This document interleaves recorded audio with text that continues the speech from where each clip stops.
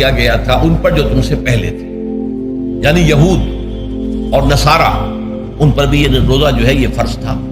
البتہ احکام مختلف ہو گئے، جیسے جمعے کا دن اور جمعے کو چھوڑ کر یہودیوں نے سبت کا دن اختیار کیا، عیسائیوں نے جو ہے وہ سنڈے کو اختیار کر لیا، لیکن احکام میں فرق ہے۔ وہاں پورے سبت کے دن، ہفتے کے دن کاروبار دنیاوی مطلقاً حرام، لیکن ہمارے ہاں شریعت کے اندر آسانی پیدا کی گئی کہ صرف جمعے کی اذان سے لے کر نماز ادا ہو جانے تک وہ حرام ہے، لیکن باقی یہ ہے کہ اس سے پہلے بھی اگر کرو اور بعد میں جب فَإِذَا قُضِيَتِ الصَّلَاةُ فَانتَشِرُوا فِي الْأَرْضِ وَابْتَغُوا مِن فَضْلِ اللَّهِ، جب نماز ادا ہو چکے تو جاؤ، منتشر ہو سکتے ہو زمین میں اور اللہ تعالیٰ کے فضل کو تلاش کر سکتے ہو۔ تو اسی طریقے سے اگرچہ حکم روزہ جو ہے وہ تو سابقہ امتوں میں بھی تھا، لیکن یہ اس کے احکام جو ہے ان کے اندر تغیر و تبدل ہے۔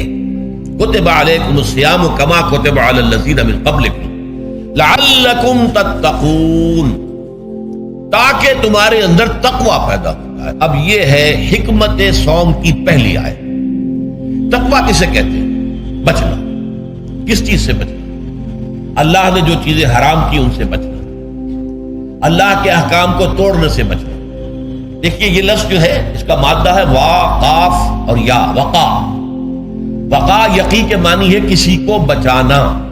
ہم دعا مانگتے وقنا عذاب النار، اے اللہ ہمیں آگ کے عذاب سے بچا لے، لیکن ارتقا بنتا ہے باب افتعال، واو تے میں شامل ہو گئی تو اتقا، اور اسی سے تقوی ہے۔ تقوی کے معنی کیا ہے؟ بچنا، خود بچنا۔ وقا یقی دوسرے کو بچانا۔ بچنا اللہ کے احکام کو توڑنے سے، اللہ کی حرام کردہ چیزوں میں ملوث ہونے سے، اللہ کے غضب سے، غصے سے، اللہ کی ناراضگی سے، اور آخرت میں اللہ کے عذاب سے۔ یہ بچنے کی روش ہے، پوری زندگی میں بھی اس کو جاری رکھو۔ یہ تقوی زندگی میں کیا ہوگا؟ اللہ کے احکام کو توڑنے سے بچنا، اللہ کی حرام کردہ چیزوں میں ملوث ہو جانا، ان کا استعمال کرنا، کھانے پینے سے متعلق ہو یا وہ شہوت سے متعلق ہو یا کسی اور چیز سے متعلق ہو، اس سے بچنا۔ اور یہ بچنا جو ہے آخرت میں نتیجہ خیز ہوگا، جہنم سے بچاؤ ہو جائے گا، آگ کے عذاب سے نجات مل جائے گا۔ اچھا روزے کا اس سے تعلق کیا ہے یہ سمجھ لیجیے۔ دیکھیے ہمارے گناہوں کا سب سے بڑا سبب ہمارے نفسانی تقاضے۔ ہم ایک حیوان بھی ہیں اور حیوان سے برتر بھی کچھ ہے، وہ میں بعد میں عرض کروں گا، لیکن حیوان تو ہے۔ جیسے ہر حیوان کو کچھ خوراک کی ضرورت ہے، ہمیں بھی ضرورت ہے۔ ہر حیوان کو بقائے نسل کا معاملہ جنسی ہے، وہ ہمارا بھی ہے۔ ہر حیوان کو کوئی نہ کوئی سر چھپانے کی جگہ چاہیے، کوئی گھونسلہ ہو، کوئی کھو ہو، کوئی بل ہو، کچھ بھی ہو، اس کو چاہیے آخر۔ اسی طریقے سے ہمارے سارے تقاضے، حیوانات کو بھی آرام چاہیے، ہمیں بھی آرام چاہیے۔ یہ حیوانی تقاضے جو ہیں جن کو ہم کہیں گے اینیمل انسٹنکٹس، ہمارے وجود کے اندر ہیں یہ، اور ان کا تقاضا ہمارے اندر سے ابھرتا ہے۔ اسی کو اڈ اینڈ لیبیڈو کہا ہے فرائڈ نے۔ جدید نفسیات کا بابا آدم جو ہے وہ فرائڈ ہے، اس نے اسے اڈ اور لب سے تعبیر کیا، اس سے اوپر سیلف کو لایا ہے، اور اس کے بعد جو ہے وہ سپر ایگو ہے۔ تو یہ تین درجے اس نے متعین کیے ہیں، اور میں اس کی دقت نظر، ایکیوٹی آف آبزرویشن کا بہت قائل ہوں۔ اگرچہ نظریات کا جو نتیجہ اس نے نکالا ہے وہ غلط ہے، لیکن ایکویٹی آف آبزرویشن کا قائل ہوں کہ اس نے انسانی شخصیت کے 3 لیولز کو آئیڈینٹیفائی کیا۔ یہی 3 لیولز ہمارے ہاں ہیں، نفس، قلب، روح، یہ 3 لیولز۔ اس نے کہا اڈ اینڈ لیبیڈو یہ لوسٹ ہے، پھر ایگو، سیلف، پھر سپر ایگو۔ 3 لیول وہ بھی مانتا، اگرچہ ان کی تعبیر اس نے غلط کی ہے، لیکن جہاں تک اڈ اور لیبیڈو کی تعبیر ہے وہ صحیح ہے، وہ حیوانی تقاضے۔ اچھا ان حیوانی تقاضوں کے بارے میں یہ بات بالکل واضح رہنی چاہیے کہ یہ اندھے بہرے ہیں، انہیں صرف اپنی گریٹیفیکیشن، اپنے تسکین سے جو ہے ساری بحث ہے، اس سے کوئی غرض نہیں کہ حلال ذریعے سے ہو حرام ذریعے سے ہو۔ پیٹ کھانے کو مانگتا ہے بھوک کے اندر، اب آدمی جو ہے حرام کے اندر بھی بیمار بیٹھتا ہے، یہاں تک کہ خود شریعت اجازت دیتی ہے کہ اگر جان پر بن جائے آدمی جو ہے وہ فاقے سے مر رہا ہو تو وہ کوئی حرام چیز کھا کر بھی اپنی جان بچا سکتا ہے۔ لیکن عام حالات میں نہیں. لیکن ہو سکتا ہے ہمارا چٹخارا جو ہے وہ حرام کی طرف ہمیں لے جائے. کسی کو واقعتاً اللہ نہ کرے کہ سور کے گوشت کا چسکا لگ جائے، وہ اس کے بغیر بچتا ہی نہیں، کھاتا ہے. شراب کی عادت ہو گئی، پیتا ہے.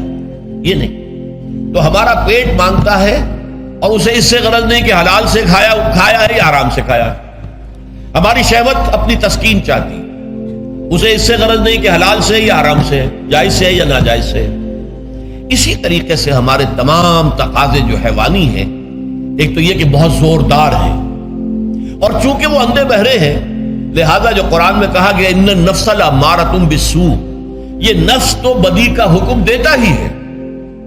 یہ گویا کہ اس کے اندر رجحان جو ہے انہیرنٹ ہے کہ وہ بدی کی طرف انسان کو ترغیب دلاتا ہے، چاہے وہ اپنی ضروریات سے متعلق ہو، چاہے چٹخاروں سے متعلق ہو، چاہے جو بھی لذت اسے درکار ہے اس سے متعلق ہو، چاہے وہ جنسی لذت ہے اور چاہے وہ طعام کی، یعنی جسے ہم کہتے ہیں کہ انسان جو ہے وہ اپنے پیٹ اور فرج کا غلام بن کر رہ جائے، اس لیے کہ جو تقاضا بھی آیا ہے اس کو وہ پورا کر رہا ہے. یہ جو کیفیت انسان کی ہے، اس کے لیے ایک مشق جو ہے وہ روزہ فراہم کرتا ہے. روزے کے آپ نے 12 13 14 گھنٹے کا بھی روزہ ہوتا ہے، بعض جگہوں پر 16 17 گھنٹے کا روزہ ہوتا ہے. اس عرصے میں آپ اپنے نفس کو حلال چیزوں سے بھی روکے رکھتے ہیں. اس منہ زور گھوڑے کو جو ہے آپ اس کی لگام کس کر رکھتے ہیں کہ حلال بھی نہیں کھانے دے رہے. بھوک لگی ہوئی ہے، کھانا بہترین موجود ہے، نہیں کھا سکتے، اللہ کا حکم نہیں ہے، اللہ کی اجازت نہیں. شدید پیاس ہے، بہترین مشروبات فریج میں رکھی ہوئی ہے، نہیں کھا سکتے، نہیں پی سکتے، جائز نہیں، حالانکہ حلال ہے، حرام نہیں ہے. بیوی موجود ہے، یا جیسے کہ لونڈیوں کا معاملہ ہوتا تھا، لونڈی موجود ہے، لیکن نہیں، آپ اپنی شہوت جو ہے وہ اس سے پوری نہیں کر سکتے. یہ پابندیاں نفس کے اوپر لگانا، یہ ایک مشق، یہ ایک ریاضت ہے. اس ریاضت کا حاصل یہ ہونا چاہیے کہ انسان بقیہ 11 مہینوں میں اپنے آپ کو حرام سے تو بچائے نا.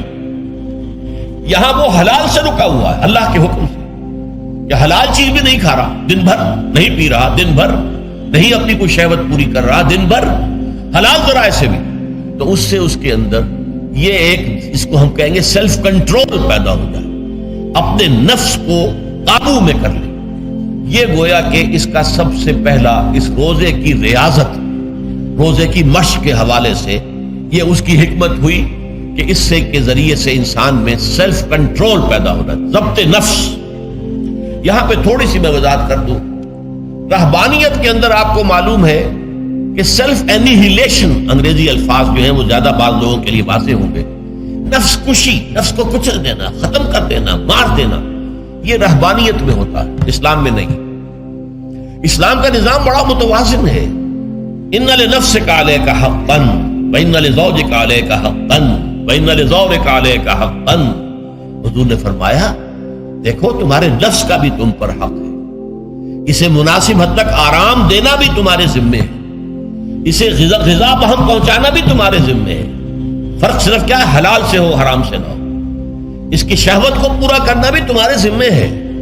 فرق صرف کیا ہے، جائز راستے سے ہو حرام سے نہ ہو. اس کا نام ضبط نفس، سیلف اینیہیلیشن، نفس کو کچل دینا. یہ جو تپسیاں جو ہیں ہندو سادھو کرتے رہے ہیں، اور جو سب سے زیادہ معاملہ جو ہے وہ جو راہب ہوتے تھے حضرت مسیح علیہ السلام کے پیروکاروں میں، انہوں نے تاریخ کے اندر جو مثالیں دی ہیں اس کا جو ہے اندازہ کرنا مشکل ہو جاتا ہے کہ کس درجے وہ لوگ اپنے نفس کو کچل دیتے ہیں، جس کا قرآن مجید میں سورہ حدید میں ذکر بھی ہے. اکثر لوگ تو پابندی نہیں کر سکتے تھے، اپنے اوپر پابندیاں لگانے کے بعد غلط راستوں پر بھی چل پڑتے تھے، لیکن جو لوگ ان پابندیوں کو نبھاتے تھے وہ کس انتہا تک جاتے تھے. کبھی آپ جو ہے ہسٹری آف کرسچن موناسٹسزم پر جو تاریخ کی کتابیں لکھی گئی ان کو پڑھیں تو اندازہ ہو. مولانا مودودی نے تفہیم القرآن میں اس کا کچھ حوالے دیے ہیں، اور واقعہ یہ کہ رونگٹے کھڑے ہو جاتے ہیں انسان پر کہ اس درجے میں انہوں نے اپنے نفس کو کچلا تھا. ہمارے صوفیہ کے ہاں بھی بعض ایسی روایات صحیح ہیں یا غلط بیان کی جاتی ہیں، لیکن اسلام کا اصل معاملہ کیا ہے، توازن، اعتدال. تمہارے نفس کا بھی تم پر حق ہے، ان لنفسک علیک حق ہے، تمہاری بیوی کا بھی تم پر حق ہے، وَإِنَّ لِزَوْجِكَ عَلَيْكَ حَقًّا، اور تمہارا جو بھی کوئی ملاقاتی آئے، کوئی دوست ہے، اس کا بھی زورک علیک حق، زیارت کرنے کے لیے کوئی آیا اس کا بھی حق ہے، ان کے حقوق ادا کرو.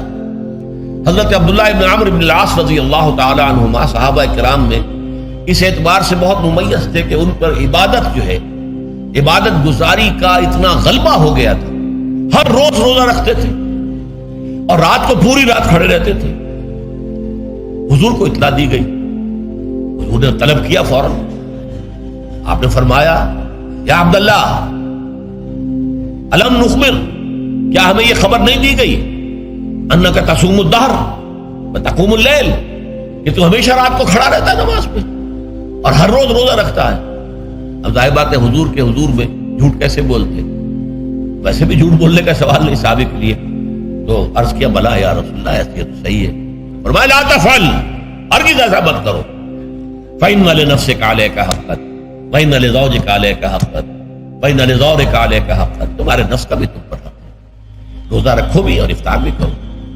بہترین روزہ جو ہے وہ حضرت داؤد علیہ السلام کا تھا، ایک دن روزہ رکھتے تھے، ایک دن افطار کرتے تھے، لیکن یہ ہے کہ آپ ہفتے میں 2 دن روزے حضور کے ہیں، سوموار کو اور جمعرات کو، مہینے میں 3 روزے یہ ہیں، اس میں گویا کہ سنت پر عمل بھی ہو جائے، لیکن یہ کہ ہمیشہ روزہ رکھنا، بلکہ یہاں تک کہا گیا ما ساما من سامت دہر، جو ہمیشہ روزہ رکھتا ہے اس نے کوئی روزہ رکھا ہی نہیں۔ کیا مطلب؟ یہ تو اس نے اپنی ہیبٹس بدل لی ہے، ہیبٹس ہو گئی ہیں یہ کہ سارا دن بھر نہیں کھانا، صبح کھانا شام کو کھانا، بس یہ تو اس نے اپنی ہیبٹ بدل لی ہے، روزہ ہیبٹ بن گیا اس کا۔ ما ساما من سامت دہر، جس نے ہمیشہ روزہ رکھا اس نے کوئی روزہ رکھا ہی نہیں، اس لیے کہ روزہ تو در حقیقت اس شخص پر شاخ گزرتا ہے جس کو عادت ہے دن میں کھانا کھانے کی، اس کو دن کے اندر 3 کھانے کھانے کی عادت ہے، تبھی تو وہ شاخ گزرے گا۔ اگر وہ عادت ہی آپ نے بدل لی ہے تو ظاہر بات ہے کہ پھر روزے کی جو برکت ہے وہ تو ظاہر نہیں ہوگی۔ تو بہرحال اس اعتبار سے غور کیجئے کہ یہ پہلا حکم جو ہے روزے کا، لعلکم تتقون، تاکہ تمہارے اندر تقوی پیدا ہو جائے، اپنے نفس پر کنٹرول پیدا ہو۔